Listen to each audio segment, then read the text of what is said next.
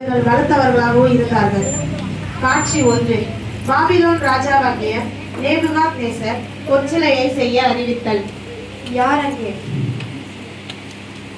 6 முழம் உயரமும் 60 முழம் அகலமும் உடைய பொற்சிலை செய்யுங்கள். அந்த பொற்சிலை அனைத்து அதிபதிகளும் நியாயாதிபதிகளும் தலைவர்கள் ஊழியக்காரர்களும் நாட்டில் உள்ள அனைவரும் வணங்க வேண்டும்.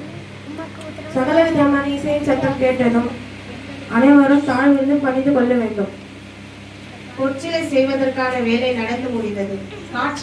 காட்சி 2. கல்தேயாவில் சிலர் ராஜ சமூகத்தில் வந்து யூதர் பேரில் குற்றம் சாட்டினர். ராஜாவே வாழ்க. சொல்லும். நீங்கள் நிறுத்திய பொற்சிலையை வணங்காமல் விட்டால் அவர்களை அக்கினி ஜுவாலையில் போட வேண்டும் என்று சொன்னீர்கள் அல்லவா? யார் வணங்காம போனது?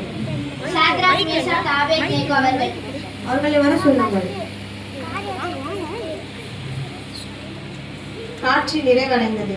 காட்சி 3. அவர்கள் மூவரையும் ராஜாவின் முன் நிறுத்தினர்.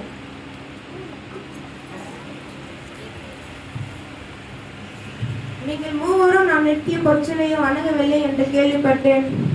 காரியத்தை குறித்து உமக்கு உத்தரவு சொல்ல எனக்கு அவசியமில்லை. நீங்கள் உயிர் பிழைக்கும்படி நான் நிறுத்திய பொற்சிலையை வணங்க வேண்டும். நான் காத்திருக்கிற தேவன் எங்களை தப்பிக்க வல்லவராயிருக்கிறார்.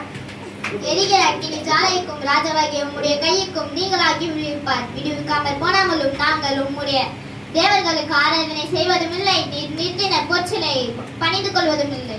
நேபுகாத்நேசர் கடும் கோபம் கொண்டு 1 மடங்கு எரிகிற அக்கினி ஜுவாலையை 7 மடங்கு எரியும்படி உத்தரவிட்டார். அவரின் கோபத்தை கண்டு மூவரின் முகம் மாறியது. காவலர்களை அழைத்து இவர்கள் மூவரையும் அந்த அக்கினி ஜுவாலையில் போடும்படி கட்டளையிட்டார்.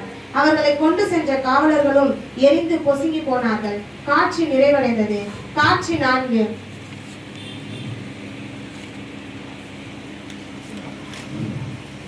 அவர்கள் மூவரையும் அக்கினி ஜுவாலையில் போட்ட பின்பு நிகழ்ந்த காட்சியை கண்டு வியந்த நேபுகாத்நேசர், அந்தியாரே, நாம் மூவரை மட்டும் தானே அக்கினி ஜுவாலையில் போட்டோம். ஆனால் இந்த 4 பேர் இருக்கிறார்களே, அதில் ஒருவர் தேவகுமாரன் போல இருக்கிறார்.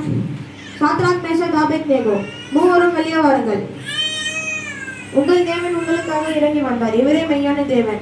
இனி இவர்களின் தேவனை அனைவரும் வணங்க வேண்டும். வணங்காமல் போனால் அவர்கள் அக்கினி ஜுவாலையில் போடப்படுவார்கள். காட்சி நிறைவடைந்தது. தேவனின் அன்பு இவர்கள் மூவருக்காக தேவன் தன் சொந்த குமாரனாகிய இயேசு கிறிஸ்துவை அவர்களுடன் உலாவ அவர்களை அக்கினி ஜுவாலையில் இறங்கினார். காட்சி நிறைவடைந்தது.